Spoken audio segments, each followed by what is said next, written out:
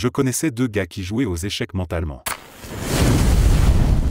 Qu'est-ce qui vous a fait comprendre que quelqu'un était vraiment intelligent?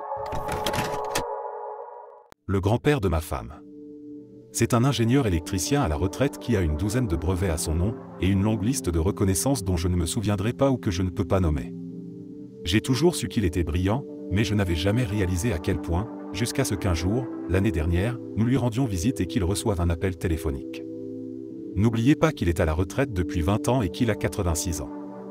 L'appel provenait d'une société d'ingénierie électrique située à l'autre bout du monde, qui lui demandait s'il pouvait se rendre en avion sur un site pour le consulter sur la capture d'énergie d'un barrage hydroélectrique qu'elle construisait.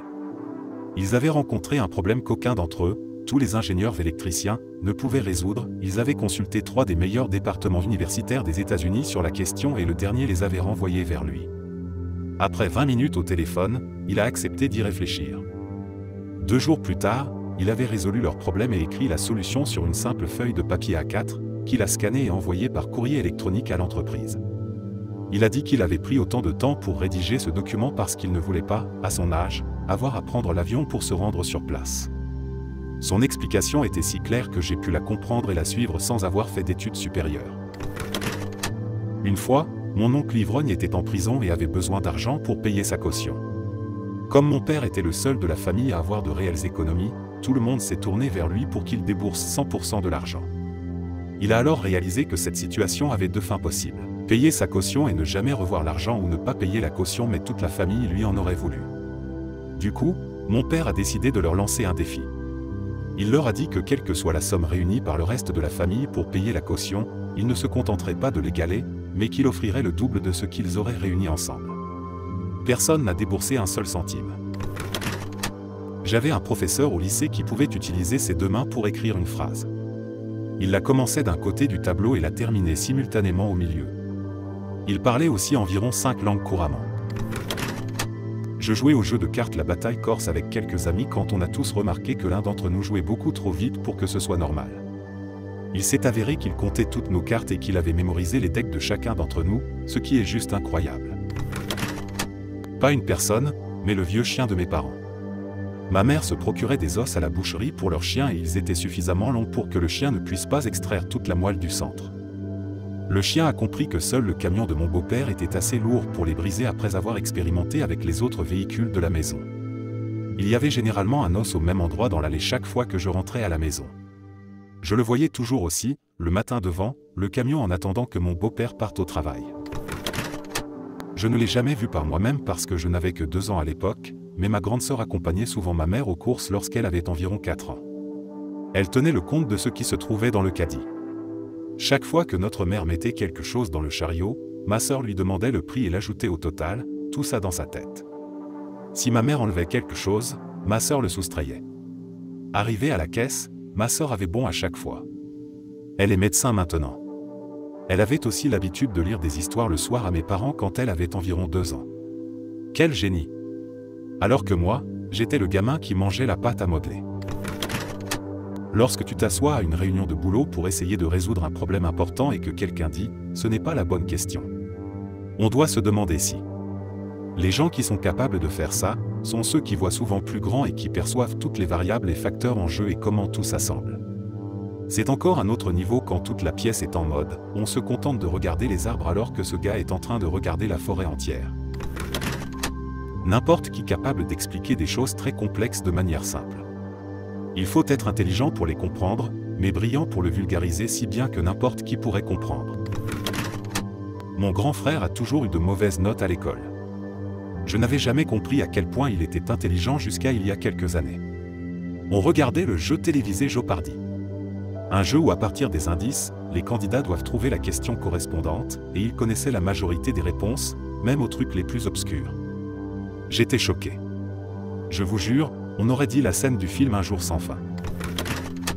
Ma femme est intelligente et parle couramment 6 langues sans trembler. Elle a toujours eu de bons résultats à l'école, a toujours été promue, etc. Mais personne de ma famille ne l'avait jamais vue parce que c'est une introvertie et qu'elle essaie de se faire plus bête qu'elle ne l'est pour que les gens l'apprécient. Ma famille et moi sommes plutôt intelligents, alors elle a sauté le pas. Donc après que nous nous soyons fiancés, elle a rencontré toute ma famille. Comme à notre habitude, nous avons joué à des jeux de société. Elle était réticente mais je l'ai un peu poussée pour qu'elle essaie de s'intégrer. Elle s'est forcée, même si ça l'embêtait. On a commencé avec le Pictionary. Elle a donné une leçon à tout le monde. On est ensuite passé à des jeux de cartes avec un seul deck. Elle comptait les cartes et connaissait toutes celles que nous avions en main. Pendant les jeux de quiz, elle connaissait toutes les réponses. Encore et encore, elle gagnait tellement au point de faire taire toute ma famille. C'était frustrant, même pour moi.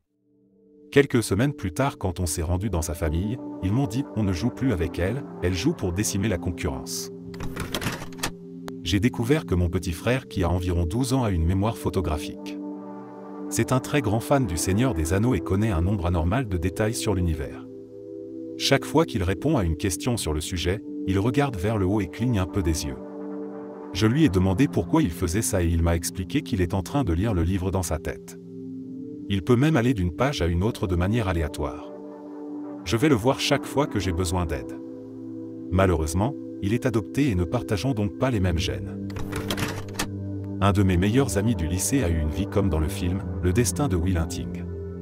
On vient d'une petite ville ouvrière. Ses parents étaient plutôt pauvres, ils n'étaient pas vraiment aimés ou populaires, mais pas geekounaires. C'était plutôt du genre à traîner avec des drogués ou des métalleux. Jusqu'à ce qu'il aille au lycée. Il a commencé par être fasciné par les maths et la physique. Il passait des heures à la bibliothèque à lire des livres sur le sujet.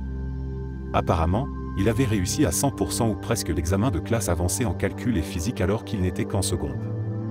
Notre prof de physique l'a tout de suite pris sous son aile et avant même qu'il ne finisse son année de lycée, il enseignait déjà les maths à l'université. Un gars que j'ai connu au lycée. Il a parié à ses amis qui étaient en classe d'études avancées qu'il pourrait obtenir la meilleure note de l'examen alors qu'il n'a jamais assisté à aucun des cours. Ils ont ri. Il l'a fait. Je ne connais pas les détails, je ne sais pas s'il a été diplômé plus tôt ou autre, mais à la fac, un lycéen de dernière année était dans ma classe de calcul avancé. Au début du premier cours, nous avons remarqué qu'il ne prenait pas de notes, le professeur lui a même demandé s'il avait besoin d'un stylo ou autre chose. Il a dit qu'il n'avait pas besoin de prendre des notes et nous avons tous ri un peu. Le prof a dit d'accord, mais je vous suggère vraiment de prendre des notes et il a continué le cours. Ce gamin n'a jamais pris de notes, n'a même pas apporté de cahier en classe, mais il a obtenu 20 sur 20 à chaque devoir et à chaque test. Je vous jure que vous pouviez le voir absorber les informations, il s'asseyait là, remuant ses mains pour résoudre les problèmes. Le prof nous donnait un problème au tableau en s'attendant à ce que nous prenions le temps de le résoudre, le gamin fixait le tableau pendant 30 secondes, levait la main et avait la bonne réponse. Les premiers cours, c'était un peu ennuyeux, mais ensuite, c'est devenu impressionnant. Je me demande parfois où il est passé. J'avais un élève de CP avec lequel je devais travailler pendant 2 semaines, mais cela s'est transformé en un job de 2 mois. Il y avait un enfant qui avait été diagnostiqué autiste, et c'était assez grave. Il souffrait d'une forte paranoïa et de problèmes sensoriels qui n'ont jamais été résolus parce que sa mère refusait toute forme d'aide. Il lançait des objets s'il se trompait, chaque fois que quelqu'un riait, il pensait que c'était à cause de lui, et il coupait sa nourriture en morceaux autant que possible parce que sa façon préférée de manger était de mixer les choses. Il avait un niveau de lecture de niveau du lycée et était capable de maîtriser tous les concepts mathématiques qu'on lui enseignait. Il était extrêmement intuitif avec les langues et décomposait les mots en leurs plus petites parties en se basant sur l'instruction, il adorait le latin pour cette raison. Il vous battait dans n'importe quel jeu vidéo que vous mettiez devant lui, et avait une élocution absolument parfaite. C'est de loin la personne la plus intelligente que j'ai jamais rencontrée. Je ne l'ai pas vu depuis des années et j'espère vraiment que le système et sa mère ont compris son potentiel. L'intelligence est relative. J'ai connu un agent d'entretien qui ne savait pas écrire mais qui pouvait réparer n'importe quel système de chauffage, de ventilation et de climatisation ou n'importe quel type de voiture. Nous définissons l'intelligence comme l'intelligence littéraire, mais il y a des trafiquants de drogue qui pourraient facilement être PDG de n'importe quelle entreprise et prospérer. J'ai donc rencontré beaucoup de gens intelligents. Je connaissais 2 gars qui jouaient aux échecs mentalement. Lorsqu'ils passaient dans le hall, un des 2 disait un truc du genre « cavalier en B3 ». L'autre mec roulait des yeux pendant une seconde puis acquiesçait pour accepter le coup. Ensuite, ils partaient chacun de leur côté. Plus tard ce jour-là, quand ils se sont de nouveau croisés, le deuxième lui a annoncé sa contre-attaque. Une partie pouvait durer pendant des jours et il n'oubliait jamais aucune des pièces ni où elles étaient positionnées. Chacun des 2 avait une image mentale précise du plateau. Bien sûr, ils peuvent très bien avoir fait semblant. Mais ces deux gars étaient toujours premier et deuxième au tableau d'honneur du lycée durant les 4 années de lycée. Je les connais plutôt bien. Je pense que la partie d'échec mental était réelle. Merci d'avoir écouté jusqu'à la fin. N'hésitez pas à vous abonner et à aimer la vidéo si vous êtes quelqu'un d'intelligent. À la prochaine vidéo.